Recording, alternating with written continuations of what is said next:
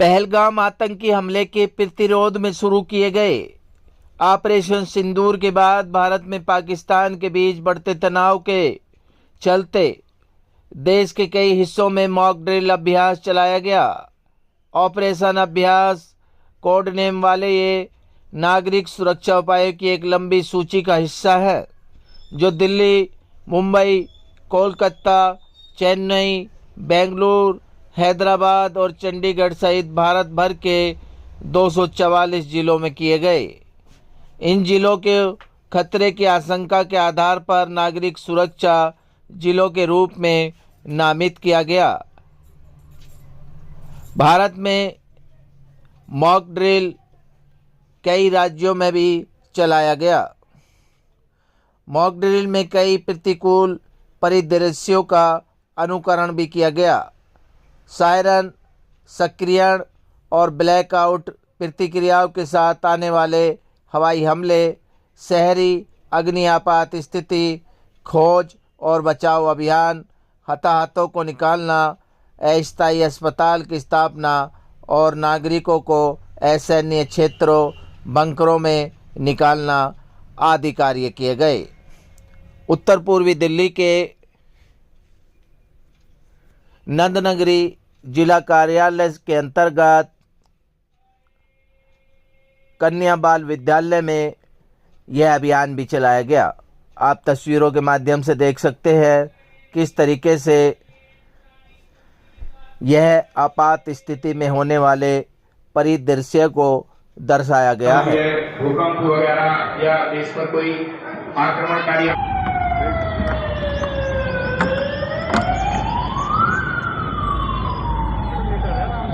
आँख बंद करके लेके बिल्कुल ऐसा मान कर नाम बताओ क्या हुआ सर्वाइकल क्लिनिक हुआ है। आँख बंद कर दो।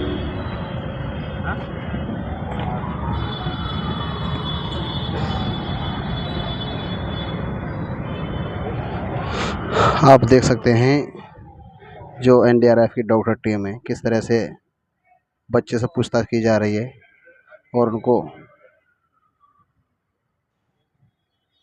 स्विचिंग स्टेशन से सप्लाई को बंद कराया और कंफर्म किया कि यहाँ पर लाइट चली गई है। उसके बाद फिर हमने इनको काम करने के दिया कि आप यहाँ पर काम कर सकते हैं।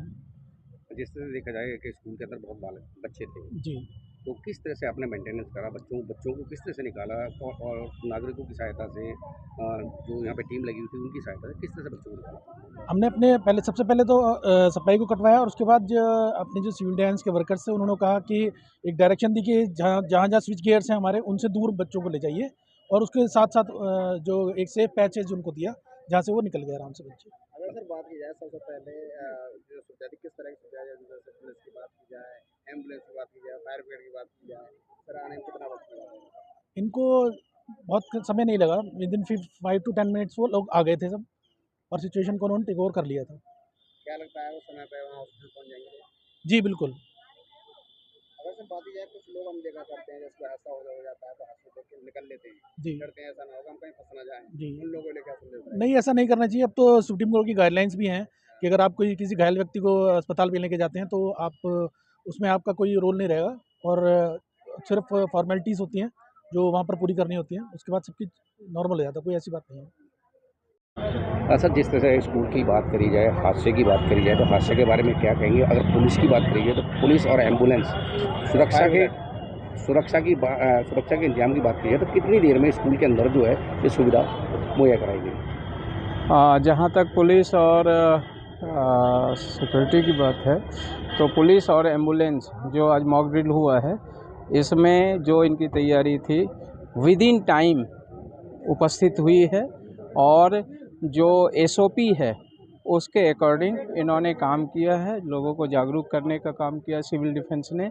और जो वर्तमान परिस्थिति में जो समस्या है उसको देखते हुए बहुत ज़रूरी है, बहुत ही प्रॉफिटेबल है सोसाइटी के लिए और देश के लिए, लोगों के लिए। लेकिन पुलिस जाने के बाद आई है, कोऑर्डिनेशन की कहीं कमी रही है?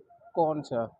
पुलिस डिपार्टमेंट के लोग जो है जब एम्बुलेंस कैजुअलिटी हो गई सब चले गए तब आई है, तो कहीं कोऑर्डिनेशन की कमी हुई है? नहीं, कोऑर्डिनेशन वो अपने हिसाब से वो मॉक ड्रिल है वो करता है।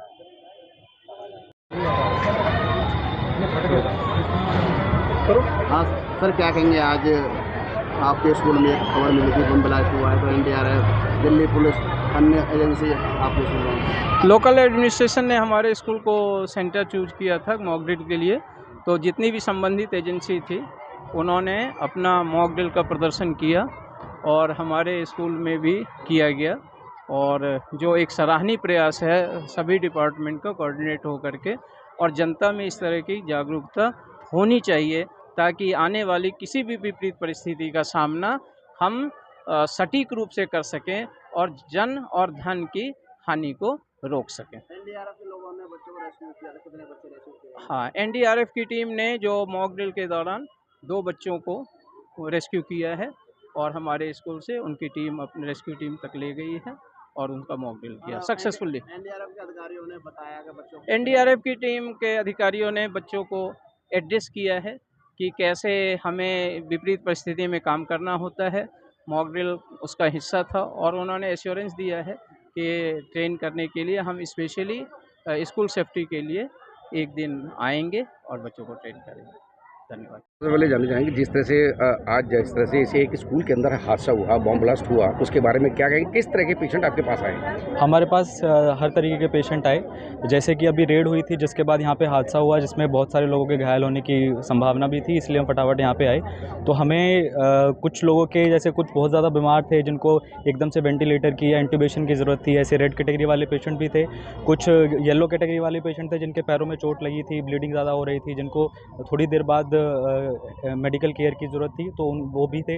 कुछ ग्रीन कैटेगरी वाले थे जिनको छोटी मोटी चोटें भी लगी हुई थी। तो ऐसे 3 कैटेगरी के थे और कुछ हमारे यहाँ डेथ भी हुई हैं। तो डेथ के लिए जो ब्लैक कैटेगरी वाले थे उनको हमने सेपरेट कर लिया है। बाकी जो तीनों कैटेगरीज थी रेड, येलो एंड ग्रीन, उनको हमने एम्बुलेंस में करके फटाफट से हॉस्पिटल में शिफ्ट करा दिया है, तो जिससे उनको जल्दी से जल्दी मेडिकल देखा जाता है जब हादसा होता है तो लोग बाग जो है अपनी जान बचाने के चक्कर में सबसे पहले अपने आप को बचाते हैं, दूसरों को देखते हैं कि मरता है तो मरने दो। इस तरह की जो सुविधा की बात करी जाए कि आप तक कितनी देर में वो सुविधा पहुंची है? हमारे पास जैसे ही कॉल आया था, कॉल के विदिन 10 मिनट्स हम यहाँ पे पास में ही हमारा सेंटर बना हुआ था, तो रैपिड रिस्पांस टीम सारी गठित हो रखी थी हमारी पहले से ही। पहले मॉक ड्रिल भी हुए थे, तो विदिन 10 मिनट्स के अंदर हम इस जगह पे पहुँच गए थे। और जैसे ही हमने यहाँ पे जायज़ा लिया, काफ़ी ज़्यादा संख्या में लोगों को परेशानियाँ हुई थी, लोग इंजर हुए थे, तो उनको फटाफट कैटेगरी में हमने डिवाइड करके जैसे जैसे उनको ट्रायज किया हमने, और जितना जल्दी हो सके उनको हेल्थ केयर सर्विसेज प्रोवाइड कराने की कोशिश। टीम के साथ साथ जो है स्थानीय लोग कितने मौजूद रहे आपके साथ? स्थानीय लोग, सबसे पहले ऐसी कोई सिचुएशन होती है तो उसमें सबसे ज़्यादा इंपॉर्टेंट होता है कि जो फर्स्ट रिस्पॉन्डर्स जो होते हैं वो स्थानीय लोग ही होते हैं। अगर सर तो बात की जाए फायर ब्रिगेड की, एम्बुलेंस की, कितने समय में यहाँ पर आती है? फायर एम्बुलेंस जो थी वो भी साथ में, जैसे हम आए थे हमसे पहले फायर जो थी, फायर की गाड़ी और एम्बुलेंसेज हमसे पहले ही प्रेजेंट थे। हम विदिन 5 to 10 मिनट्स में सारी इमरजेंसी सर्विसेज यहाँ पे अवेलेबल हो गई थी। मैडम एक बार नाम बताएं अपना। मेरा नाम शिखा है। शिखा जी, बात करें आज लौटने की गई डीएम ऑफिस की तरफ से कि ये हादसा हुआ था स्कूल में। जी जी तो किस तरह से आपने सेवाएं दी? सर, ऐसा होता है, हमारी ये जो टीम है ये आपदा मित्र DDMA की तरफ से बनाई गई है। तो इसमें जो भी कैजुअलिटी वगैरह होती है, हमें पहले मैडम को रिपोर्ट करके फिर वहाँ पे कैजुअलिटी होती है तो उन्हें उठाना वगैरह, जैसे भी उन्हें थोड़ी सहायता प्रदान करना होता है। जैसे ही क्या नाम है, हमारे सिविल डिफेंस वाले हैं वैसे ही हम लोग हैं। आपने मेहनत की, आपने भी लोगों को एम्बुलेंस। जी बिल्कुल, हम लोग सेम ही सेम है, कोई अलग वाली बात नहीं है। वो भी हमारे जैसे, हम भी उनके जैसे ही हैं। आप भी जो मरीज थे, जो हादसा हो गया था, आप भी एम्बुलेंस रखवा रहे थे, क्या कहेंगे? नहीं सर, हम ज़रा, आप क्या कहेंगे मैडम? हम भी उनकी हेल्प करवा रहे थे। हाँ, तो किस तरह से दिक्कत आई थी उन लोगों को? मैडम कुछ लोग बेहोश हो गए थे, कुछ को गंभीर चोटें लगी थी, तो उनको उठा के लाना, वहाँ कैजुअलिटी को लेके जाना और एम्बुलेंस में लेटाना उनको आराम से। और जो डॉक्टर आए हुए थे उन्होंने भी उनको चेक किया, जिनको ज़्यादा चोटें थी उनको अस्पताल भी ले जाया गया। पब्लिक के लोग थे, वो देख के जा रहे थे, कह रहे हैं वो हादसा देख के डर रहे थे, कहीं ऐसा ना हो हमारा नाम हो जाए या कोई बात हो जाए। क्या कहेंगे पब्लिक के लोगों के लिए? पब्लिक के लोगों के लिए मैं यही कहना चाहूँगी कि उन्हें डरना नहीं चाहिए, उन्हें सतर्क रहना चाहिए। पैनिक होने से और ज़्यादा प्रॉब्लम्स होती हैं और उनको पैनिक नहीं होना चाहिए। और लोगों को भी समझाना चाहिए कि कोई भी आपदा हो, हमें एक साथ रहना है, एक दूसरे की हेल्प करनी है। जैसे जैसे जिस तरीके से हेल्प करी जाती है, जैसे कोई कैजुअलिटी अगर फंसी हुई है तो नॉर्मल इंसान भी, आम इंसान भी उसकी हेल्प कर सकता है। हम तो बाद में पहुंचेंगे, नॉर्मल इंसान तो पहले होगा उनके पास। डरते हैं ऐसा ना हो कहीं कुआ कोर्ट के चक्कर में नहीं नहीं, ऐसा कुछ नहीं होता है। कहते हैं कि जान बचाना बहुत बड़ी बात होती है, तो अगर आपके किसी एक काम से जान बच रही है किसी की, तो वो बहुत अच्छा है। क्या कहेंगे समाज के सर, जो डर रहा है उसे फिर बाहर जाके बताना चाहिए, हेल्प लेनी चाहिए सामने वाले की। क्या कहते हैं, वो नहीं कर पाए कोई और कर लेगा हेल्प, इस वजह से। मैडम ये हादसा हुआ है स्कूल में, किस तरह से क्या कहेंगे इसको लेके? हाँ सर, इसमें हम सारे डिफेंस वाले हैं, पुलिस वाले हैं, सब लोग हैं। मॉक ड्रिल हुई है, यहाँ पे बताया गया कैसे सेफ्टी पर्पस से कैसे लोगों को निकालना है, कैसे ले जाया जाता है, सब कुछ करके दिखाया। कैजुअलिटी बना के दिखाया, आप वहाँ पे देख सकते हैं सारा। और वहाँ पे सब डिफेंस वाले हैं। तो कुछ जो सिविलियन होते हैं, जो हाँ आम जी। पब्लिक के लोग होते हैं, वो डरते हैं कि ऐसा ना हो कोर्ट के नहीं चक्कर सर, में पुलिस बिल्कुल भी घबराना नहीं चाहिए ऐसी स्थिति में। अपने आप को शांत रखते हुए, अपने आप को सेफ करते हुए दूसरों की सेफ्टी करनी चाहिए। क्या कहेंगे उन जो पब्लिक के लोगों के लिए? पब्लिक को बिल्कुल भी, अभी कोई भी ऐसी स्थिति आती है तो बिल्कुल घबराना नहीं चाहिए। अपनी सेफ्टी को देखते हुए दूसरों की भी सेफ्टी करनी है और एक सेफ स्थान पे लेके जाना है। ये इसी स्कूल के सर, स्कूल में बहुत बड़ा हादसा हुआ, किस तरह से देखते हैं, कोई कितना नुकसान हुआ है? नुकसान तो काफ़ी हुआ, काफ़ी यहाँ से कैजुअलिटी थी। सभी को एम्बुलेंस से ले जाया गया हमारे सामने, हमने तो ये देखा है। और ये जो यहाँ का ड्रिल हुआ है बहुत ही अच्छा हुआ है। बचाव की बात की जाए सर, बचाव किस तरह से हुआ है? बचाव किस तरह से, जो बच्चे किस तरह से? बचाव तो सर यहाँ पे जितने फर्स्ट एडर थे इनके द्वारा कैजुअलिटी को उठाया गया, रेस्क्यू सेंटर में पहुँचाया गया। रेस्क्यू सेंटर से इनको GTB हॉस्पिटल भेजा गया।